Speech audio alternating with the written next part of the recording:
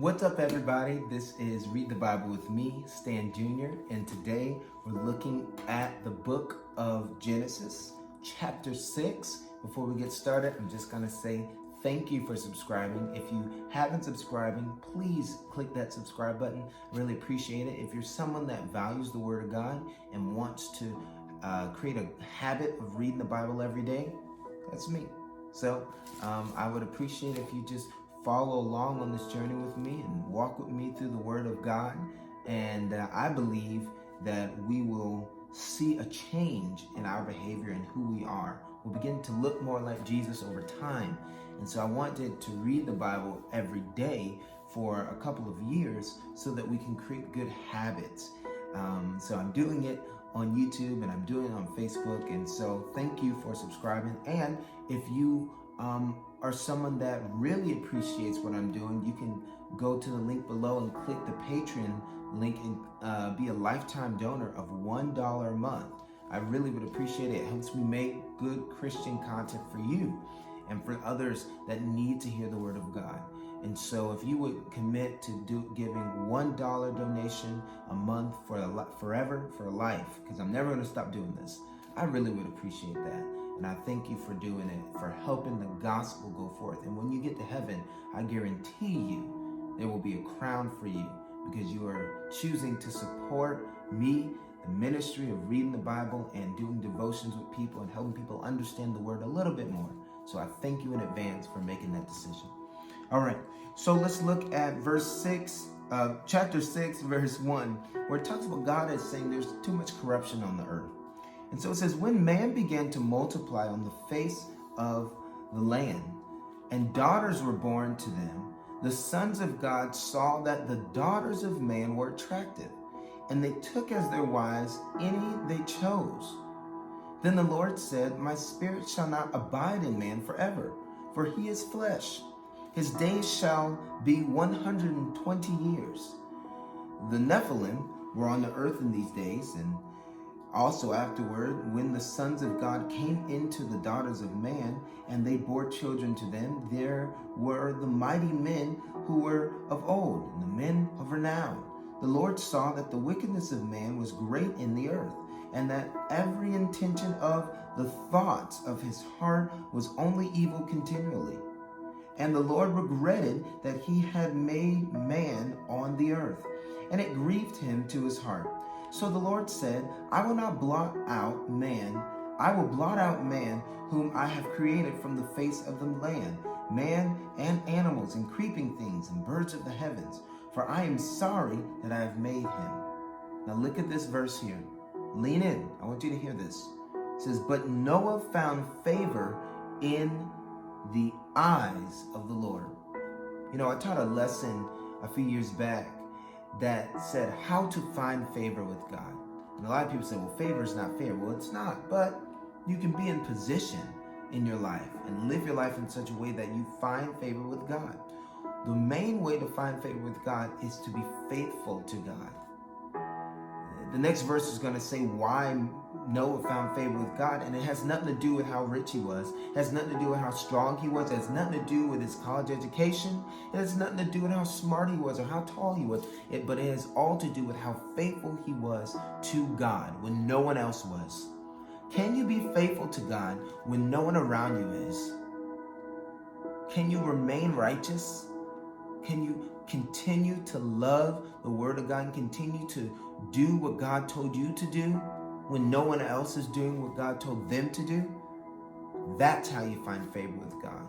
To be consistent and to be patient and to be disciplined in the ways of God. You want to find favor with God? That's what you want to do. Verse 9 says, these are the generations of Noah. And here's where we see it's talking about Noah's faithfulness. It says, Noah was a righteous man, blameless in his generation. Noah walked with God, just like Enoch walked with God and was not, and just like Adam and Eve walked with God. It's important that we walk with God so that we're not running ahead of God and so that we're not running behind God, trying to always catch up with him. But we're with his pace in life. we're positioned in a way, and we're living our lives in such a way that we're walking with Him. Staying just a few steps behind and watching. Spending time with the Lord every day. Reading our word every day. Walking with God. Wouldn't it be cool if someone said that, you know what? This person walks with God, or you walk with God. Wouldn't it be cool if someone said that about you? That was a quality that they remember about you, that, man, this person really walked with the Lord. Noah had 3 sons, Shem, Ham, and Japheth. Now the earth was corrupt in God's sight, and the earth was filled with violence. And God saw the earth, and behold, it was corrupt, for all the flesh had corrupted their way on the earth. And God said to Noah, I have determined to make an end of all flesh, for the earth will destroy them with the earth. For I will destroy them with the earth. Make yourself an ark of gopher wood. Make rooms in the ark and cover it inside and out with pitch. This is how you are to make it. The length of the ark 300 cubits, its breadth 50 cubits, and its height 30 cubits. Make a roof for the ark and finish it to a cubit above, and set the door of the ark in its side. Make it with lower, second, and third decks. For behold, I will bring a flood of waters upon the earth to destroy all flesh, in which is the breath of life under heaven. Everything that I have, everything that is on earth shall die. But I will establish my covenant with you, and you shall come into the ark, you and your sons, your wife, and your sons' wives with you, and every living thing of all flesh. And you shall bring 2 of every sort into the ark to keep them alive with you. They shall be male and female, of the birds according to their kind, and of the animals according to their kinds, of every creeping thing of the ground according to its kind. 2 of every sort shall come into you to keep them alive. Also take with you every sort of food that is eaten, and store it up. It shall serve as food for you and for them. And here's a great point that I want to pull out. Verse 22 said, Noah did this, and he did all that God commanded him. Maybe you need to be reminded that when God speaks to you, or you said God spoke to you in a message or in the Word of God, or you heard Him say something to you, have you been doing all that God commanded you? Maybe the stakes aren't high enough, because Noah, if he didn't do all that God commanded him, his family may have drowned. So it's important that when we say God spoke to us, we remember to do all that He commanded us to do. The stakes are high. Do all of it. Not some of it, not a portion. Do all of what God commanded you to do. If God spoke to you, He means what He says. He doesn't waste words.